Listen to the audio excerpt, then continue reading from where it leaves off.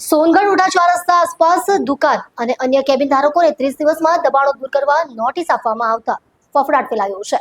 ત્યારે આ અંગે સંપૂર્ણ અહેવાલ જુઓ અને વધુમાં વધુ શેર કરી ચેનલને સબસ્ક્રાઇબ કરો। 30 દિવસમાં દબાણો દૂર કરવા પહેલા સ્થાનિકોની વૈકલ્પિક જગ્યા ફાળવવામાં।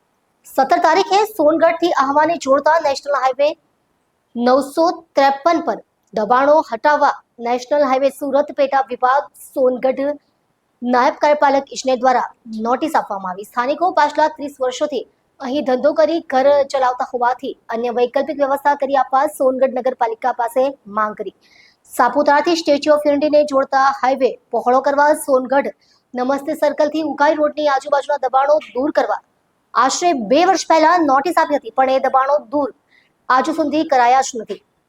તો આ ઓટા ચાર રસ્તાના દબાણો કેમ તાત્કાલિક દૂર કરવામાં આવી રહ્યા છે એવો સવાલ સ્થાનિકો દ્વારા ઉઠાવવામાં આવી રહ્યો છે।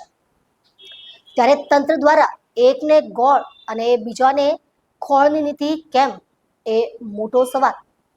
જો દબાણો દૂર થાય તો બધાના થવા જોઈએ, ક્યાં તો ગરીબ અને મધ્યવર્ગના દુકાનદારોને પણ છૂટ આપવી જોઈએ। સ્થાનિકોના જણાવ્યા મુજબ અહીં રિક્ષા ચાલકો દ્વારા રસ્તા પર ઊભા રહી દબાણ કરવામાં આવે છે। જો પોલીસ એ દબાણ કરે તો અહીં ટ્રાફિકની કોઈ સમસ્યા સર્જાય એમ નથી। ત્યારે આ બાબતે શું થાય છે તે આવનાર સમય જ બતાવશે। હેતલ કોકણી, તાપી। હા બોલો।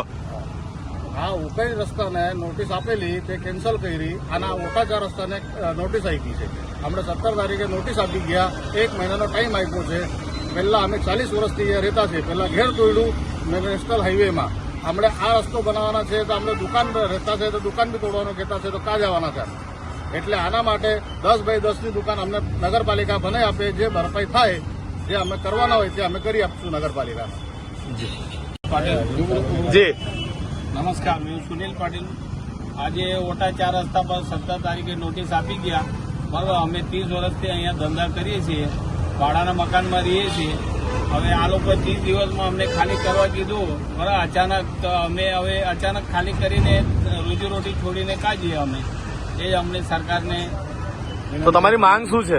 અમારી માંગ એ છે, એટલે 30 વર્ષથી અમે ધંધા કરીએ છીએ, તો નગરપાલિકા નાણાં એનામાં બધી જગ્યાએ દરેકને દુકાનો ફાળી આપતી છે, તો અમને બી અમારા માટે કઈ રોજીરોટીનો જગ્યા ફાળવી આપે, એ જ અમારી સરકાર પાસે વિનંતી છે।